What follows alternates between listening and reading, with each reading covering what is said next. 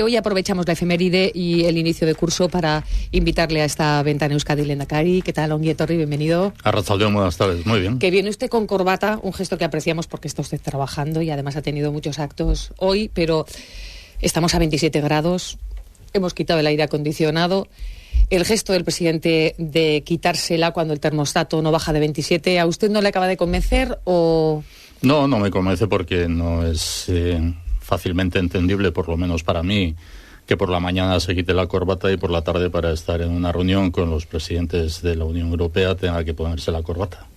Por lo tanto, o es para todo, o en todo caso yo creo que es una marca también de representación institucional, ¿no? Y de respeto institucional a toda la sociedad. Pero en cualquier caso el calor se lleva de la misma manera con corbata que sin corbata. Sí. Yo por lo menos así lo llevo. Bueno, a mí me está dando mucho calor con la corbata y con la americana, pero estará usted bastante acostumbrado. Bueno, qué remedio. Que estamos ahora sufriendo el calor, pero temiendo, yo creo que cuando llegue el frío, por las repercusiones que la guerra de Ucrania puede tener en nuestras facturas de gas y electricidad. No sé si han hecho ustedes cálculos, que supongo que sí, que en el gobierno están haciendo siempre prospecciones y mirando un poco qué puede ocurrir en el invierno. ¿En cuánto creen que se va a incrementar la pobreza energética en este invierno? El año pasado ustedes ayudaron a 72.000 familias con las ayudas que hay para pobreza energética, pero ya no estamos hablando de personas pobres, estamos hablando de familias normales y corrientes a las que se les va casi duplicar la factura energética. ¿Qué cálculo han hecho y cómo les pueden ayudar? Yo no estoy en este momento en ese ejercicio de los cálculos, porque creo que la ciudadanía ha de saber que no estamos en una isla ni en un oasis, y en ese sentido yo estoy muy pendiente de lo que es la decisión que también en el marco de la Unión Europea puedan adoptar la propia Comisión Europea como consecuencia de la propuesta que los ministros de Energía han hecho el pasado día 9.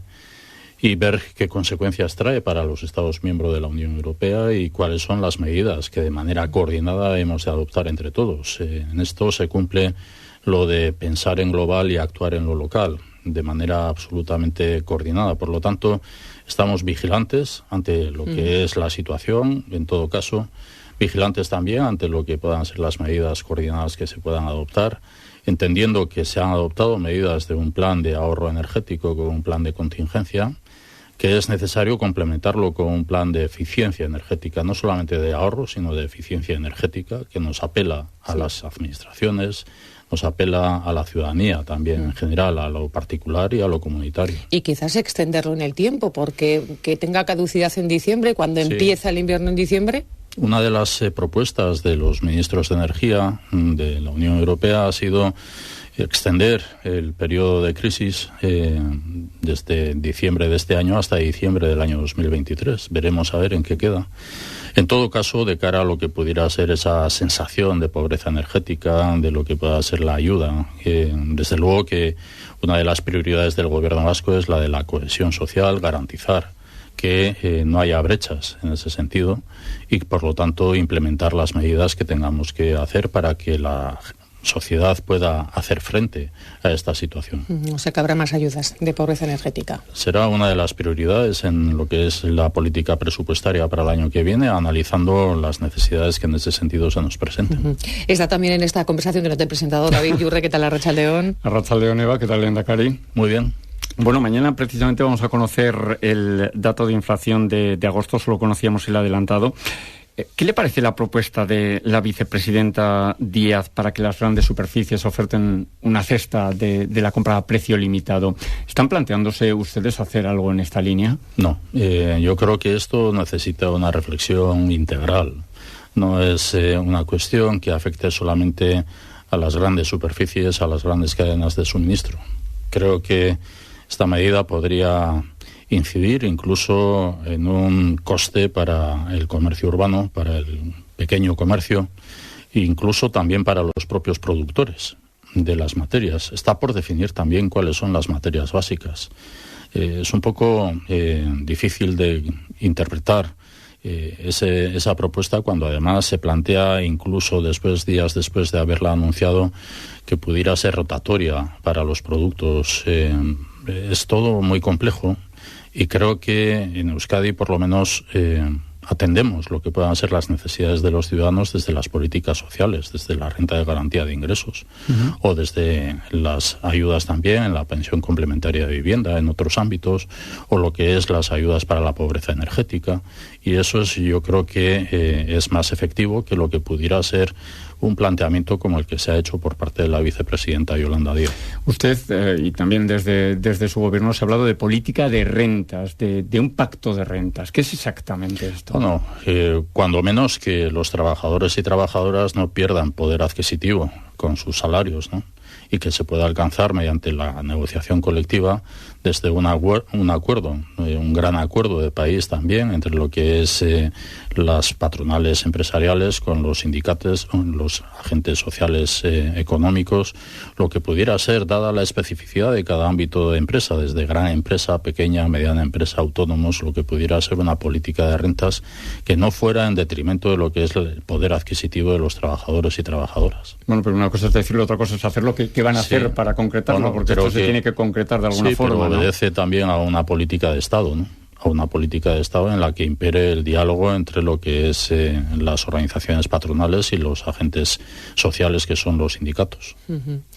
Lehendakari, usted dijo cuando volvió de vacaciones en el primer consejo en Miramar, dijo que venía una tormenta, ¿no? Decía, hemos estado 2 años con COVID, vino a decir, mitad de la legislatura, los 2 primeros con COVID, y ahora tenemos que enfrentarnos a otra tormenta. Tiene por delante ahora, lo primero, confeccionar unos presupuestos. ¿Cómo va a condicionar todo este panorama a los próximos presupuestos para el año que viene? Bueno, primero tenemos que saber los datos de recaudación. Saben ustedes y sabe la ciudadanía también que nosotros estamos trabajando con unas directrices económico-presupuestarias desde el mes de junio, pero que tenemos que esperar a lo que sean los datos de recaudación que se verán en el Consejo Vasco de Finanzas, que se celebra en la primera quincena del mes de octubre por ley. Y es en ese momento cuando podremos concretar cuáles son las previsiones de ingreso que podamos tener como para destinar a lo que es la política de gasto también.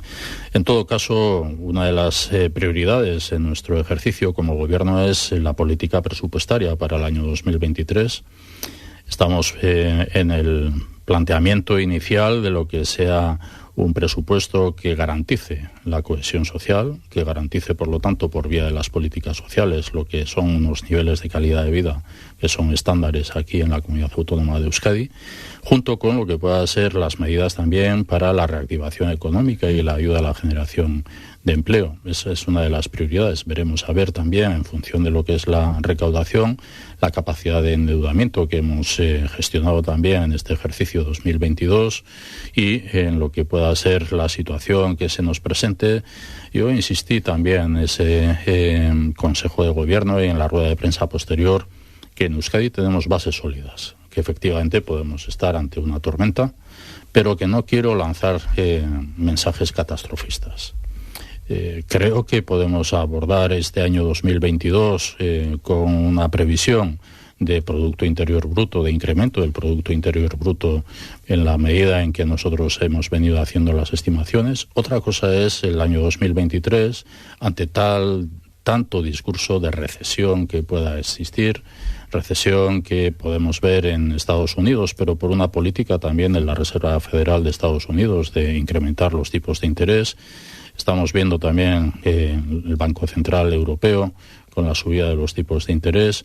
Bueno, en cualquier caso, creo que no es una situación, a pesar de todo lo dura que es, no creo que es una situación comparable a la del año 2008 o la del año 2012. Pero el 2023 está a la vuelta de la esquina y los presupuestos los tienen que hacer para el 2023. ¿Eso se supone que va a haber otra vez presupuestos expansivos o va a haber que empezar a apretarse el cinturón de cara al año que viene? No, apretarse el cinturón, yo creo que en cada casa, cada uno de nosotros y de nosotras sabemos cuando vienen peor dadas que la situación de la que hayamos podido gozar, sabemos cómo tenemos que gestionar nuestros propios recursos. Pues también el Gobierno tiene que gestionar sus propios recursos en una situación en la que, insisto, este año 2022 creo que mantendremos las posibilidades de crecimiento del Producto Interior Bruto según lo que pudieran ser las estimaciones.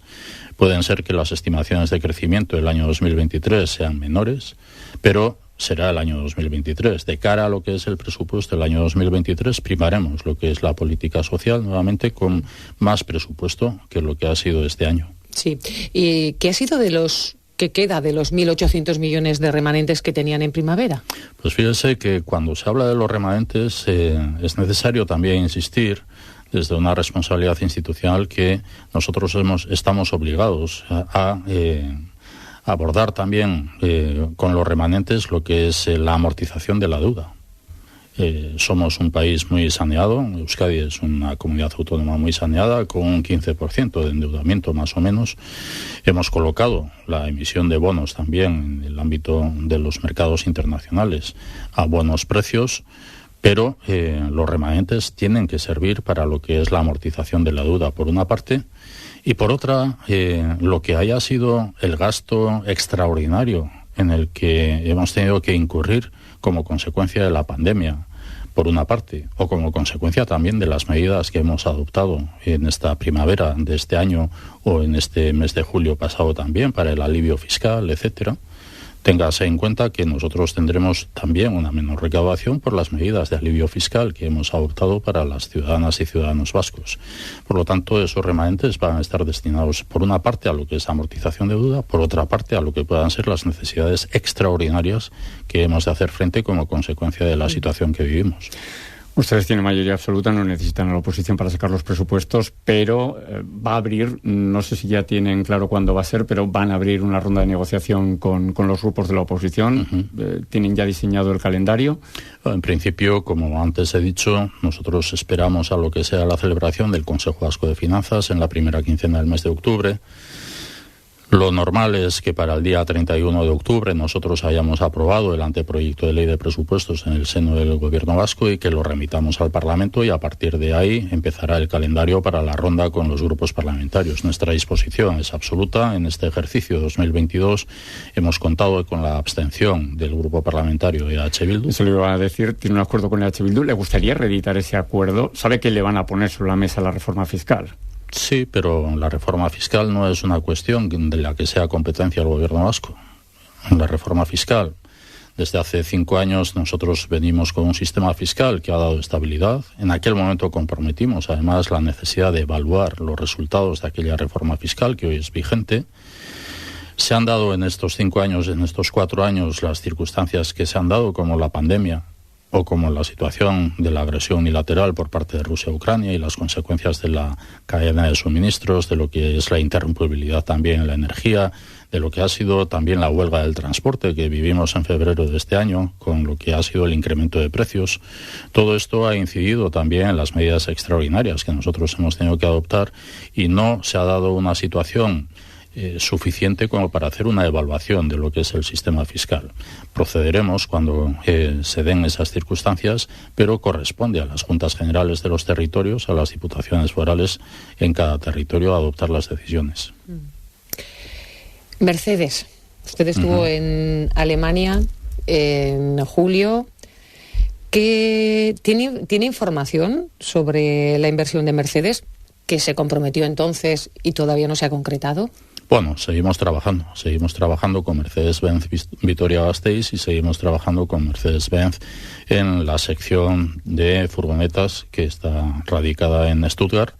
Sigo pensando que las bases que se presentaron en la primera semana de julio, cuando nosotros estuvimos en Stuttgart, para reforzar lo que era la apuesta tanto de Vitoria-Gasteiz como también de Álava, el Ayuntamiento de Vitoria-Gasteiz, la Diputación Foral de Araba también son instituciones muy comprometidas con lo que pueda ser el futuro de la planta de Mercedes-Benz Vitoria-Gasteiz. Las bases yo creo que son sólidas y en ese sentido tengo esperanza, y más también después de lo que fue el acuerdo social entre lo que es la dirección de la empresa y los agentes sociales en la propia planta de Mercedes-Benz en cuanto fue la negociación del convenio colectivo. Espero que pronto podamos tener una decisión por parte de la empresa de Mercedes-Benz en Alemania y comunicarla a la sociedad vasca. Sí, mantengo la esperanza. Me dirá que todo lleva su tiempo, pero es verdad que se han cumplido las condiciones y estamos esperando, ¿no? Yo creo que la propia consejera dejó entrever que a lo mejor finales de agosto, principios de septiembre, sí, yo la consejera Tapia... Yo dije en el mes de septiembre, todavía estamos a día 12 de septiembre y espero que sea en el mes de septiembre cuando podamos ver. No es una cuestión sobre la que nosotros tengamos ninguna capacidad de decisión. Corresponde a la propia empresa, y la propia empresa tiene diferentes plantas no solamente la de Mercedes-Benz Vitoria-Gasteiz, tiene otras muchas plantas también, y no solamente en otros segmentos o secciones del automóvil o de la automoción, sino en el propio segmento también de furgoneta. Con lo cual, bueno, pues tenemos que aceptar cuáles son los ritmos también de toma de decisión de la propia empresa, pero espero que en el mes de septiembre se pueda anunciar. Hablando de otras empresas, el Congreso vota mañana la admisión a trámite de la norma que va a regular el gravamen temporal, que no impuesto, el gravamen temporal a grandes energéticas y a bancos. Esta mañana aseguraban fuentes del Gobierno español que, aunque no sea un impuesto, porque ha sido concebido como tal, al final se va a acabar concertando con Euskadi, que están negociando. ¿Esto es así? Bueno, es algo que en principio al Departamento de Economía y Hacienda le compromete, más que comprometer, no, le interesa que el propio gobierno español se comprometa. Esa ha sido la demanda, que como todo impuesto debe ser concertado con la Comunidad Autónoma del País Vasco, con Euskadi, y en ese sentido venimos trabajando, además de la demanda, venimos trabajando con el gobierno español para que haya una concertación de esos impuestos. Unos impuestos que, por otra parte, como antes en la pregunta que se hacía referencia a lo que era poner un límite al precio en las grandes superficies, bueno, ante el límite del precio en las grandes superficies de las materias básicas, bueno, se ha pronunciado también la Comisión Nacional del Mercado de la Competencia en cuanto a la dificultad de una medida de ese tipo. También en cuanto a la tasa energética, yo creo que en este sentido hay que mirar a la Unión Europea en lo que pueda ser la coordinación y la compatibilidad. Pero en todo caso, si el gobierno español así lo decide, esperemos que ya sea definitiva la posibilidad de concertación también con Euskadi. Eso es en cuanto a la contabilidad entre los dos gobiernos, pero la filosofía del impuesto, ¿a usted qué le parece?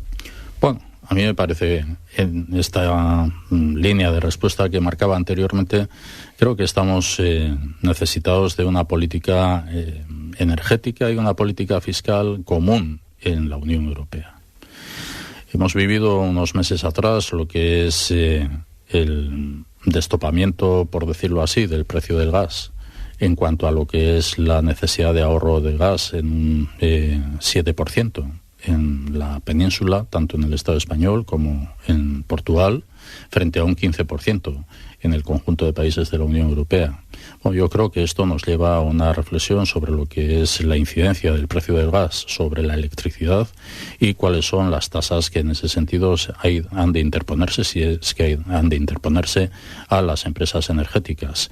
Yo decía también el otro día en una pregunta sobre este particular que creo que tenemos que ser conscientes de que Euskadi es un país industrial y, por lo tanto, lo que es el consumo también de gas y de electricidad en una empresa o en una industria electrointensiva, la incidencia que eso pudiera tener sobre las empresas, creo que tiene que ver, por lo tanto, con lo que es un ámbito de modelo energético y de modelo industrial, más allá de lo que pueda ser la incidencia para los ciudadanos y ciudadanas, también en lo que es la política industrial para nuestras empresas. Me suena lo que está diciendo, igual no lo he entendido bien, a la crítica que hizo Josu Jon Imaz, diciendo que la transición energética se había hecho, que no se estaba haciendo bien y que el impuesto estaba dirigido contra la industria. No tengo nada que ver con lo que puedan ser los intereses que legítimamente pueda representar un industrial o un responsable de una política de una empresa determinada o de un sector determinado. No, yo me refiero como responsable institucional que tiene que haber un ejercicio de política industrial como el que a nosotros nos interesa aquí en Euskadi, cuando la industria tiene en el conjunto de la economía un 24% de peso en el conjunto de la economía. Tenemos que saber que no podemos castigar tampoco a la industria y, en todo caso, lo que pueda ser la limitación de beneficios a la industria tiene que tener un objetivo de redistribución de la riqueza también para las políticas sociales. Se está quejando mucho la patronal. Usted suele utilizar mucho eso de que es el momento de arrimar el hombro. ¿Está arrimando el hombro la patronal? Sí, yo creo que todas y todos son conscientes de cuál es la situación que estamos viviendo. No se puede pensar en la patronal como si la patronal fuera solamente la empresa. Yo también vengo insistiendo en el discurso y creo que es absolutamente necesario seguir en ello, que la empresa la formamos todos. La empresa la formamos los directivos, la empresa la formamos también los trabajadores. Todos nos tenemos que sentir parte de la empresa si estamos hablando de la empresa. Y en ese sentido la empresa tiene que servir para lo que es la generación de economía, y luego la política de la empresa tiene que estar mirando también a esa redistribución de la riqueza, empezando por lo que es la situación de los propios trabajadores, pero también la incidencia en lo que es la propia sociedad. Le voy a preguntar por otra empresa en la que está embarcado, la negociación estatutaria. ¿Tiene alguna novedad? Bueno, la consejera de Gobernanza Pública y Autogobierno también se ha dirigido a la ministra de Política Territorial para insistir en la necesidad de las reuniones por parte de las comisiones de las materias que nosotros hemos presentado al Gobierno español para ser transferidas, contempladas en el Estatuto de Autonomía. Vamos a ver la respuesta. ¿Y les han dicho algo a día de hoy? 7:41 de la tarde. No. ¿Tiene alguna novedad? ¿Se pueden conformar esas comisiones bilaterales? ¿Hay algún avance? No, ojalá que se puedan conformar, pero no tenemos noticia todavía. Más que una respuesta por parte de la ministra de Política Territorial de la voluntad en el cumplimiento del compromiso con el proceso estatutario. Pero eso hay que concretarlo. En esta materia está todo el gobierno, su gobierno está unido. Sí, sin ninguna duda. Nosotros tenemos en nuestro programa de gobierno 4 ejes principales de actuación. El cuarto es más y mejor autogobierno, y en ese cuarto eje se detalla lo que es la apuesta por la defensa del cumplimiento del autogobierno reconocido, que es el Estatuto de Autonomía. Eso es lo que hemos tenido en cuanto a lo que ha sido la negociación, por ejemplo, el año pasado de la transferencia del ingreso mínimo vital. Eso es lo que tenemos en este momento entre manos también, por ejemplo, en lo que es la transferencia de ferrocarriles de cercanía. Se lo he preguntado porque este fin de semana le hemos escuchado al secretario general de los socialistas vascos decir que su partido se queja para, llamar la atención, para sacar la cabeza, para tener protagonismo, y que estas materias que ahora se están poniendo sobre la mesa no son fundamentales, que desde luego no es lo que preocupa realmente ahora mismo a la ciudadanía. Hombre, pues yo creo que toda materia tiene su incidencia en la vida de los vascos y vascas, y que preocupa, o por lo menos debería interesar a los vascos y vascas. Hombre, que puede interesar o no lo que es la transferencia de ferrocarriles de cercanía para los ciudadanos y ciudadanas que viven en municipios por los que discurren los ferrocarriles de cercanía y pudieran tener una mejor política de gestión de esos ferrocarriles si estuvieran en manos vascas, como así se ha demostrado a lo largo de 43 años en lo que ha sido gestión por parte de la Comunidad Autónoma del País Vasco, o lo que pudieran ser, por ejemplo, aeropuertos, puertos de interés general del Estado, u otras 20 y tantas materias que están pendientes en ese catálogo que nosotros ofrecimos al Gobierno español. En ese sentido, que el Partido Nacionalista Vasco tenga afán de protagonismo, no sé, pero el Partido Nacionalista Vasco firmó un compromiso con el candidato a presidente del Gobierno español en aquel momento para el apoyo y el voto de investidura favorable a Pedro Sánchez. Eso es algo que tiene comprometido el Partido Nacionalista Vasco con el Partido Socialista Obrero Español. Y por lo que a mí respecta, como lehendakari del Gobierno vasco, en el programa de gobierno, insisto, de coalición Partido Nacionalista Vasco, Partido Socialista de Euskadi, tenemos contemplado lo que es la defensa del Estatuto de Autonomía de Gernika y su cumplimiento, que creo que incide en el bienestar de vida de los vascos y vascas. ¿Con Sánchez cómo es la relación? ¿No hablan ustedes o no hablaban hasta hace poco? No sé si le ha llamado desde entonces, desde marzo. No he tenido llamada, no he tenido en ese sentido ninguna comunicación con el presidente del gobierno. Bueno, yo entiendo que tenga su agenda, es un presidente de un gobierno, de un Estado miembro de la Unión Europea, con las circunstancias que estamos viviendo. Entiendo que tenga sus preocupaciones y por lo tanto su agenda, pero creo que estamos en Euskadi, en una comunidad autónoma con un autogobierno singular, reconocido, pendiente de ser cumplido, con un gobierno español que comprometió su cumplimiento, que no avanzamos en su cumplimiento, más allá de lo que haya podido ser la transferencia del ingreso mínimo vital y otras 4 materias que han sido transferidas, pero que ante un cronograma y un calendario y un programa de relación de cuáles son las materias que nosotros ofrecimos, no hay grado de avance suficiente, y que se han cumplido 3 años ya casi de la legislatura española, que queda un año de legislatura, pero y que no parece muy fácil que se cumpla con el propio compromiso por parte del gobierno español. Queda una negociación presupuestaria, igual le llama. No depende de mí lo que puedan ser los votos que necesite. Sí, pero se suele engrasar la relación en esas circunstancias, ¿no? En esa coyuntura. Sí, pero he escuchado también del Partido Nacionalista Vasco que en este caso no va a basar la negociación presupuestaria en lo que pueda ser la negociación de las transferencias. Eso es algo que nos corresponde también a los gobiernos.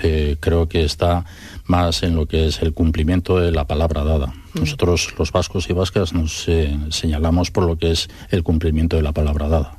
¿Le ve usted a Feijóo proclive a traspasar más competencias que Sánchez? No lo sé, no he hablado de esta cuestión con el señor Núñez Feijóo. Yo con Núñez Feijóo hablé cuando él era todavía presidente de la Xunta de Galicia. Una vez de que ha sido elegido presidente del Partido Popular, le felicité por lo que pudiera ser su elección, pero no he tenido ocasión de hablar con él, ya en un papel, él como presidente del Partido Popular y yo como lehendakari. No he tenido esa ocasión. Sí, lo digo porque se quejan del incumplimiento del cronograma por parte del gobierno Sánchez, pero con Rajoy, que es el último presidente del Partido Popular, 7 años estuvo sin convocarse en la comisión bilateral, y eso es lo que puede venir. Sí, es cierto, tan cierto como eso es que con el gobierno de Mariano Rajoy se aprobó una ley de concierto económico, que es importante, capital, para lo que pueda ser también la defensa del autogobierno. Por lo tanto, tendríamos para todos, tanto para unos como para otros.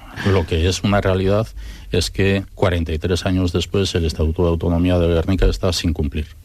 Y es el único estatuto en el Estado español que no ha sido renovado.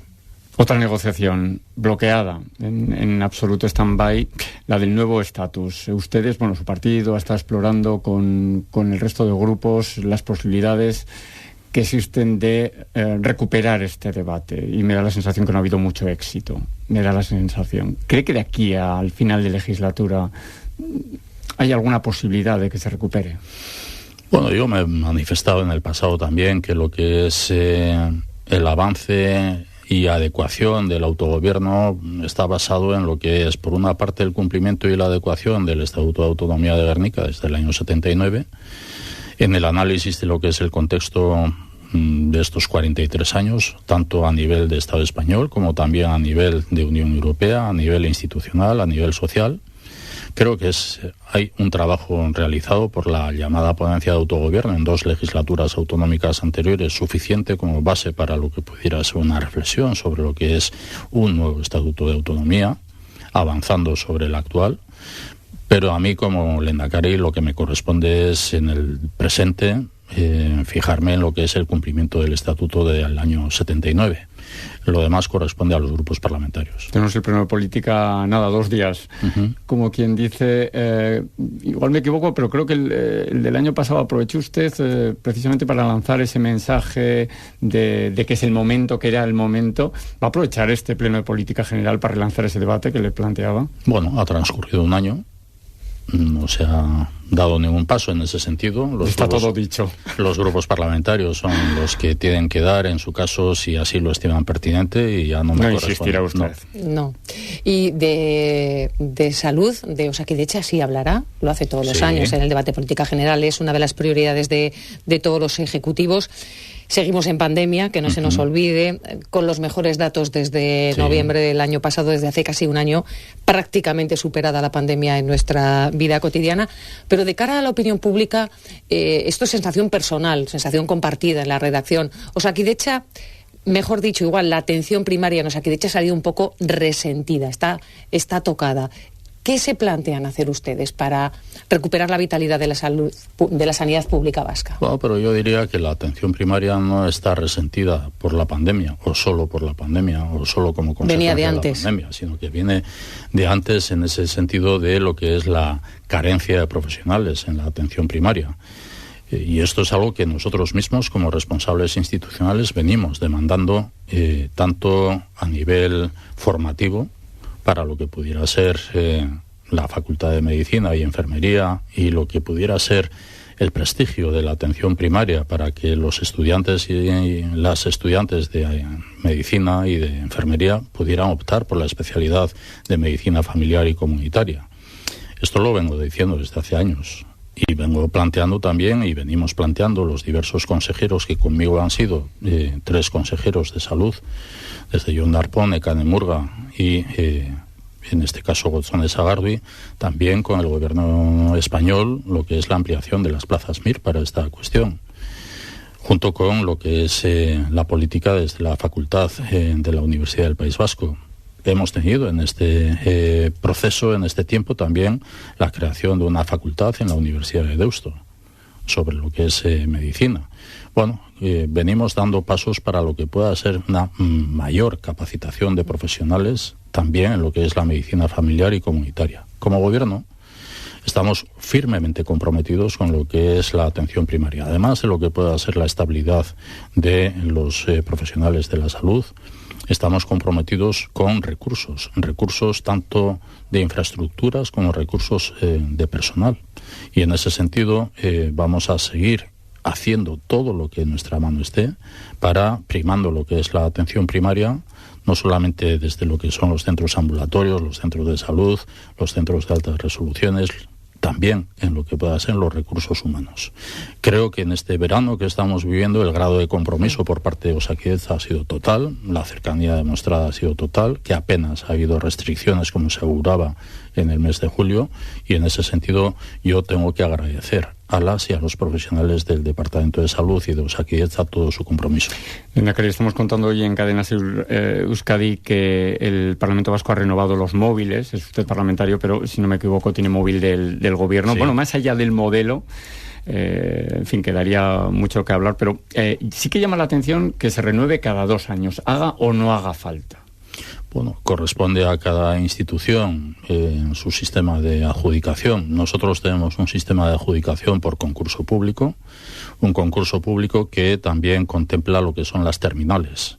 Y en este sentido, las empresas que se presentan sí, pero las condiciones las pone el Parlamento cada 2 años. Yo del Parlamento no puedo hablar, yo hablo del Gobierno, y en este caso estamos además ante un próximo año en el que sacaremos a concurso público nuevamente lo que es la licitación para lo que son tanto la operatividad como también las terminales.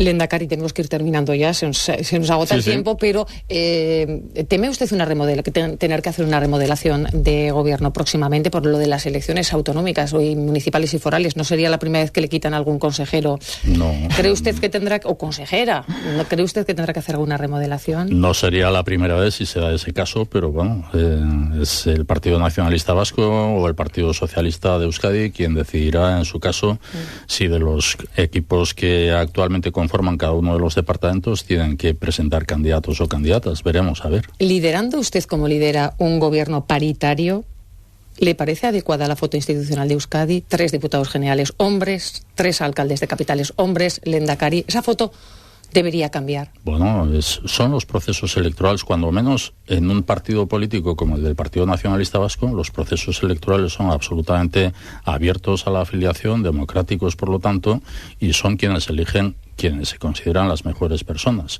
Puede darse además el caso de que cuando uno habla así sobre las personas que conformamos cada una de las instituciones, no caigamos en la cuenta de que haya personas a las que se les haya ofrecido y hayan negado la posibilidad de ser, por las razones que sean, X razones. Pero en todo caso, además de los candidatos que presenta cada formación política, luego son los ciudadanos y ciudadanas quienes eligen. Quedan 2 años de legislatura, Lehendakari. ¿Le está dando vueltas esto de seguir, de repetir?